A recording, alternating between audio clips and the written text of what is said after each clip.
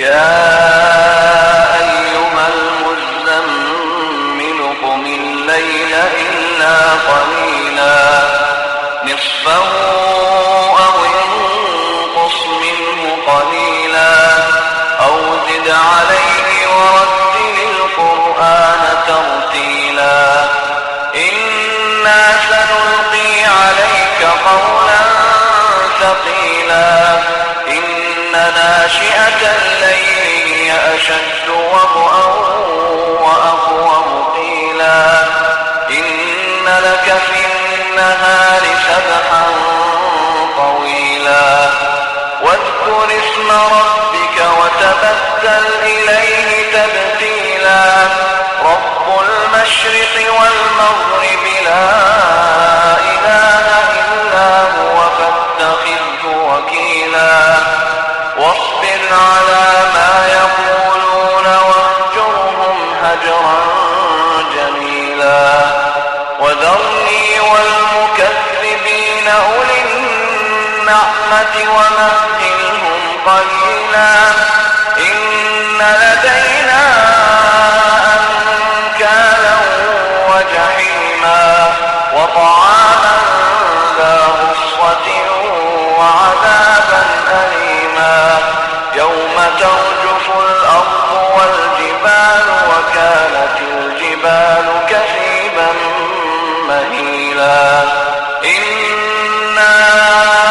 أرسلنا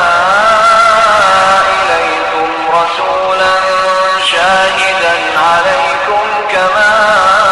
أرسلنا إلى فرعون رسولا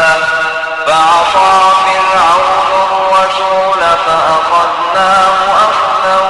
وبيلا فكيف تتقون إن كفرتم يوما يجعل الولدان شيبا السماء منفطر به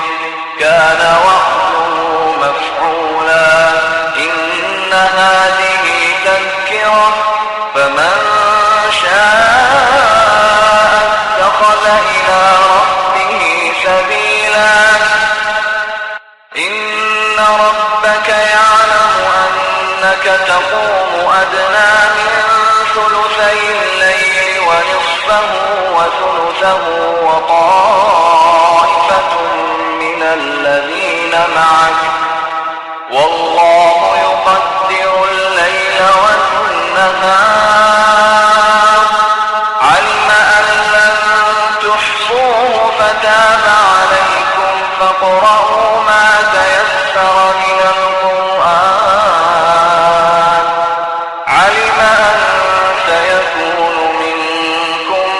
مرضى وآخرون يضربون في الأرض يبتغون من فضل الله وآخرون يقاتلون في سبيل الله فاقرؤوا ما تيسر منه وأقيموا الصلاة وآتوا الزكاة وأقرضوا الله قرضا حسنا وما تقدموا لأنفسكم من خير تجدوه عند الله هو خيرا وأعظم أجرا واستغفروا الله إن الله غفور